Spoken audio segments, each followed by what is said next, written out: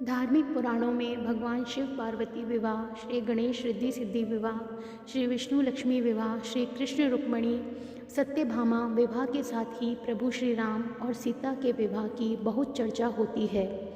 इन सभी के विवाह का पुराणों में सुंदर चित्रण मिलता है।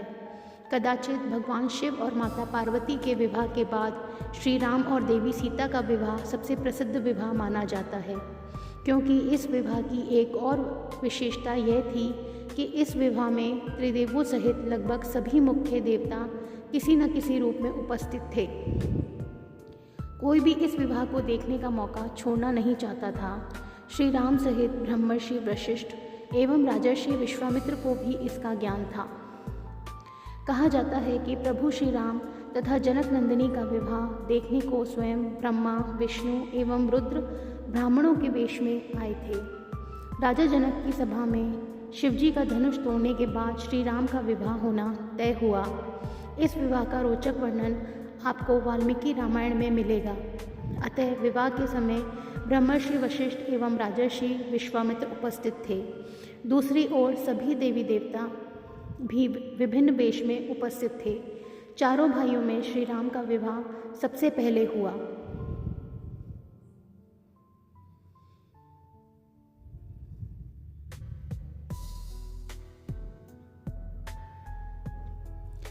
सीता स्वयंवर विवाह पंचमी की कथा। विवाह पंचमी की कथा के अनुसार भगवान शिव जी का धनुष बहुत ही शक्तिशाली और चमत्कारिक था।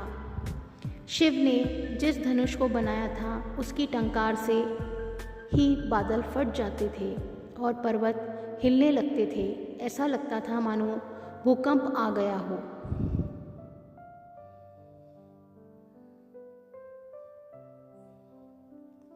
इसी के एक तीर से त्रिपुरासुर की तीनों नगरियों को ध्वस्त कर दिया था। इस धनुष का नाम पिनाक था। देवी और देवताओं के काल की समाप्ति के बाद इस धनुष को देवराज इंद्र को सौंप दिया गया था। देवताओं ने राजा जनक के पूर्वज देवराज को दे दिया। राजा जनक के पूर्वजों में निमि के ज्येष्ठ पुत्र देवराज थे। शिव धनुष उन्हीं की धरोहर स्वरूप राजा जनक के पास सुरक्षित था।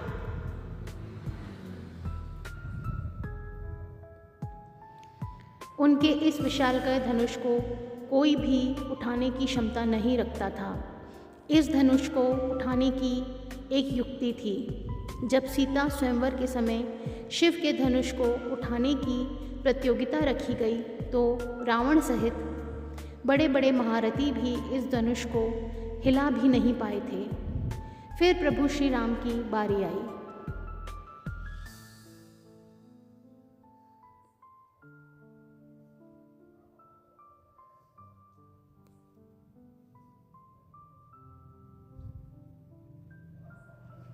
श्री रामचरितमानस में एक चौपाई आती है, उठौ राम भजौ भव चापा, मेटौ तात जनक परितापा। भावार्थ, गुरु विश्वामित्र जनक जी को बेहद परेशान और निराश देखकर श्री राम जी से कहते हैं कि हे पुत्र श्री राम, उठो और भवसागर रूपी इस धनुष को तोड़कर जनक की पीड़ा का हरण करो।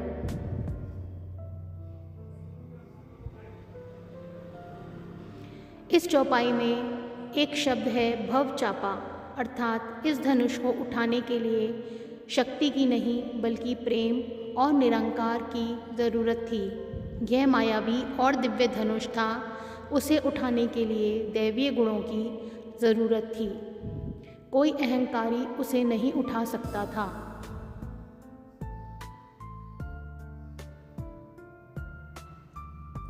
जब प्रभु श्री राम की बारी आई तो वे जान गए थे कि यह कोई साधारण धनुष नहीं बल्कि भगवान शिव का धनुष है।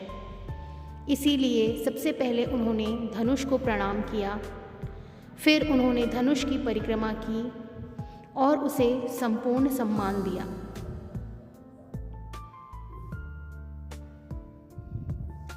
प्रभु श्री राम की विनयशीलता और निर्मलता के समक्ष धनुष का भारीपन स्वतः ही तिरोहित हो गया और उन्होंने उस धनुष को प्रेम पूर्वक उठाया और उस पर प्रत्यंचा चढ़ाई और उसे झुकाते ही धनुष खुद ब खुद टूट गया। कहते हैं कि जिस प्रकार सीता शिवजी का ध्यान कर सहज भाव बिना बल लगाए धनुष उठा लेती थी, उसी प्रकार श्री राम ने भी धनुष को उठाने का प्रयास किया और सफल हुए। यदि मन में श्रेष्ठ के चयन की दृढ़ इच्छा है तो निश्चित ही ऐसा ही होगा।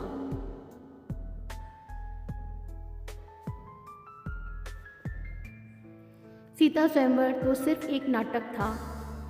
असल में सीता ने राम और राम ने सीता को पहले ही चुन लिया था। मार्गशीर्ष अगहन मास की शुक्ल पक्षमी की पंचमी को भगवान श्री राम तथा जनक पुत्री जानकी सीता का विवाह हुआ था। तभी से इस पंचमी को विवाह पंचमी पर्व के रूप में मनाया जाता है।